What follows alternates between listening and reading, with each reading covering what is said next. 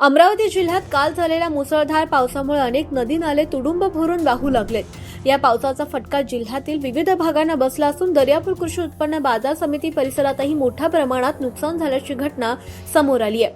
मुसळधार पावसामुळे बाजार समितीच्या आवारात पाणी साचून अक्षरशः नदीचं स्वरूप निर्माण झालं होतं.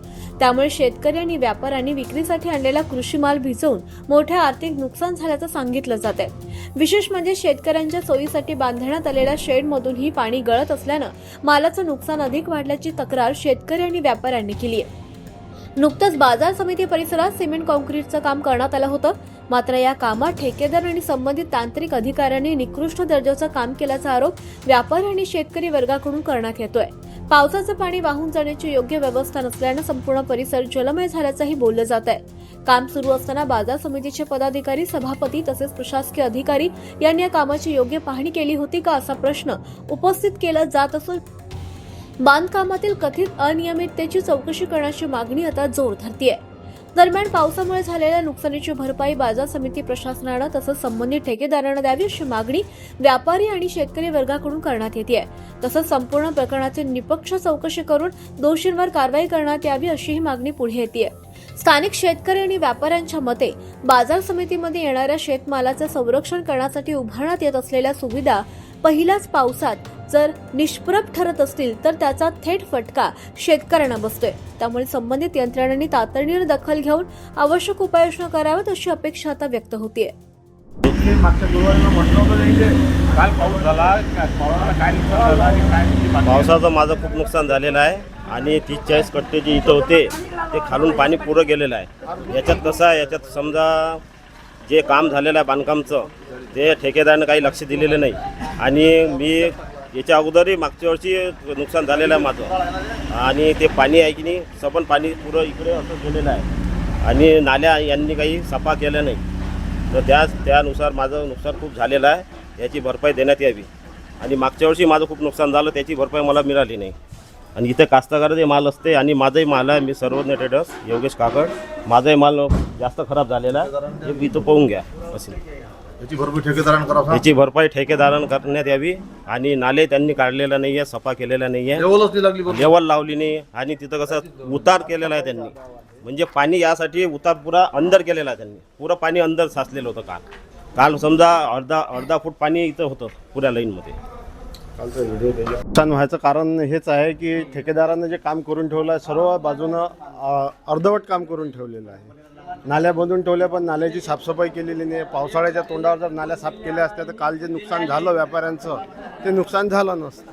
नाल्या चोक असल्यामुळे ते नालीतलं पाणी सगळं आत ठियाईवरती आलेलं आहे आणि त्याच्यामुळे बऱ्याच प्रमाणात व्यापाऱ्यांचं भरपूर नुकसान झालेलं आहे. ते तर आपण नाही बोलू शकत कारण की देखरेख कमिटी त्यांनी नेमायला पाहिजे, ते त्यांचा विषय आहे. आपण त्याच्यावर काही आपली प्रतिक्रिया देऊ नाही शकत. बाजार समितीला तुमची काय मागणी? सभापती बस जे व्यापाऱ्यांचं नुकसान झालेलं आहे ते कृषी उत्पन्न बाजार समितीने भरून द्यावं किंवा ज्या ठेकेदाराच्या मार्फत काम चालू आहे त्याच्या मार्फत जर नुकसान झालेलं आहे तर त्याची वसुली त्याच्याजवळून करण्यात यावी व ते व्यापाऱ्यांना देण्यात यावी. किती नुकसान झालं अंदाजे सर्वांचं? आता हा अंदाज तर नाही सांगू शकत आपण. आता प्रत्येकाचं आता सॉर्ट आउट करणं चालू आहे, त्याच्यानंतर माहिती पडेल काय किती प्रमाणात नुकसान माहीत पडेल. आता कृषी उत्पन्न बाजार समिती मार्फत जे दर्यापूर कृषी उत्पन्न बाजार समिती जे काँक्रीट रोडचे कामं झाले आहेत, ते आर्किटेक्ट कुठले आहेत, इंजिनियर कुठले आहेत, काम कोण करून राहिलं, काही नियोजन नाही, काही नाही. जे एवढं मोठं स्लॅबचं शेड आहे त्या स्लॅबच्या शेडमध्ये आतापर्यंत पाऊस म्हणजे पावसाचा थेंबही गळत नव्हता आणि या पावसात हे नवीन रस्ते झाल्यामुळे सर्व पाणी टोंगळ्या एवढं पाणी स्लॅबच्या शेडमध्ये घुसलेलं आहे. आजपर्यंतही इतिहास गवाह आहे. जेव्हापासून कृषी उत्पन्न बाजार समिती सुरू झाली आहे तेव्हापासून या शेडमध्ये पाणी गेलेलं नाही आहे.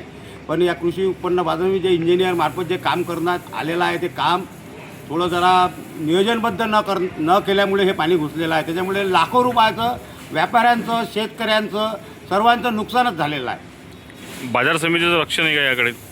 बाजार समितीचं लक्ष नाही आहे. आता काय हे सभापती पाहतील का की हा रस्त्या त्याच्यात नंतर पाणी चाललं? हे इंजिनियर लोकांचं काम आहे. या कामावर पहिली गोष्ट कृषी उत्पन्न बाजार समितीचा इंजिनियर सुपरवायझर आहे का हे महत्त्वाची गोष्ट आहे. हे तर काही आम्हाला माहीत नाही. आम्ही इथं दलाली करतो, माल विकतो आणि घरी जातो. अरे हे बांधकाम कशा हे पद्धतीने झालं? बांधकाम झाल्यावर जे बिल काढायच्या वेळेस जे काम येते तेव्हा हे सभापती आणि संचालक मंडळ ही पाहणी करते, पण त्यात इंजिनियर आहेत काय, त्याला काय समजून राहिलं याच्यातलं? सुपरविजन करणं महत्त्वाचं आहे. इंजिनियर मार्फत सुपरविजन जर झालं असतं तर हे या स्लॅबच्या शेडमध्ये पाणी घुसलं नसतं आणि व्यापारी आणि शेतकऱ्यांचं नुकसान झालं नसतं. 10 का काश्तकार के देख 10 है और ये काकड़ बो के है, कम से कम 50-60 कट्टे भरते सब. यहाँ टोंगले इतना पानी था, आज जब पानी नहीं आया इतना, पहली बार है ये. और ये टपका भी है, हमने बोले बहुत दिन से तो कोई ख्याल नहीं कर रहा. बाजार समिति को बोला आपने? हाँ बोले हमने, बहुत साहब का से फ़ोन लगाए, कोई अभी लोगों नहीं आए. कोई टपका भी 15 दिन से चालू है, पहला पानी आया थोड़ा तो उससे चालू है. कितने मेंबर का को बताया हमने आसिफ भाई को. कितने काश्तकार का नुकसान होगा अभी? यहाँ होया समझो तीन जनों का. एक रवि है नाचने वाला, उसके हो गए 10 कट्टे पूरे कल्ले के गए हुए हैं. अभी आने वाला है वो, काश्तकार को भी? काश्तकार है वो नाचने का रवि.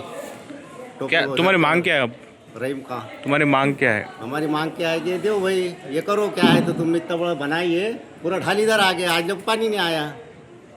मतलब इसमें बाजार समिति का दुर्लक्ष्य बाजार लक्ष्य. हाँ जो इन्होंने ख्याल नहीं करे अभी लोग, जैसा नालिया को फुल भर गए थे पूरा पानी, आज जब नहीं आया ना इतना पानी, पहली बार आई है.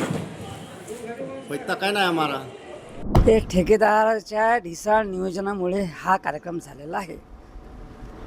ठेकेदाराच्या आम्ही त्यांना सांगितलं होतं किंवा खालून पाईप टाका म्हणून पाणी घालण्यासाठी.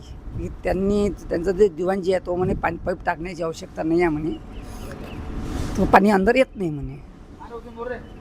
किती नुकसान झालं? बरेचसे नुकसान झालेलं आहे. आता तुमची काय मागणी काय आता? आणि हे जे पाणी निघण्यासाठी मार्ग निघाला पाहिजे. बाजार समितीत आजपर्यंत पाऊस भरपूर झाला आहे. याची अगोदर याच्यापेक्षा जास्त पाऊस झाला आहे, पण असं कधीच झालं नाही. कसं की पाऊस जो येते हा खूप जोरानं जरी आला तरी हे जे शेड आहे याच्यामध्ये कधी पाणी गेलं नाही. हे जे काँक्रीटचं जे काम झालं ठेकेदारानं जे केलं आणि त्यात आर्किटेक्चर जो आहे त्याच्या हिशोबानं काम झालं, पण त्याच्या हिशोबानं हे काम असं झालं की त्याला हा कार्यक्रम कसा करावा हेच नाही समजलं. बाजार समिती आता हे जे पाहिलं इकडचं जे पाहिलं, समजा इथं तलाव झाला, इथं जर मच्छी तयार करायसारखं काम आहे. असं जर काँक्रीट जर टाकलं, समजा जर अचानक जर पाऊस झाला तर मला सांगा तुम्ही, इथं कास्तकाराचा माल राहते, कास्तकाराचा माल जर ओला झाला तर त्याची भरपाई कोण देणार आहे? आता जो माल जो ओला झाला या शेडमधला त्याची भरपाई हे ठेकेदारांनी द्यावी. बांधकाम करताना बाजार समितीने याकडे लक्ष देणं नाही का? बाजार समिती लक्ष न देण्यासारखंच काम आहे ना हे. कसं बाजार समिती काही लक्षच नाही देऊन राहिली याच्यावर. हे असं जर काम असलं, असं इकडून येते पाणी आणि इकडे जाते आणि याच्यात कास्तकाराचा माल खराब नाही झाला तर व्यापाऱ्याचा झाला. दोन्ही माणसाचा माल खराब झाला. माल काही कमी नाही आहे, भाव जास्त असल्यामुळे मालाची किंमत आहे हे भरपूर आहे. बाजार समिती सभापती वगैरे आले का या ठिकाणी? सभापती काल तर मी नव्हतो इथं, काल रात्री आले असतील, पाहिलं असेल त्यांनी. पण त्याला समजायला पाहिजे की असं जर काम जर झालं तर या कामावर जर लक्ष जर चांगलं व्यवस्थित जर दिलं असतं असं झालं नसतं. आणि तुमची मागणी काय आता? मागणी काय, जो माल जो खराब झाला हा ठेकेदाराने भरून द्या. कोण यात व्यापारी आहेत, कास्तकार आहेत, कास्तकाराचा भरपूर माल होता याच्यात. जर याच्यात जर ढेरा मारल्या असत्या तर तो माल होऊन गेला असता काल.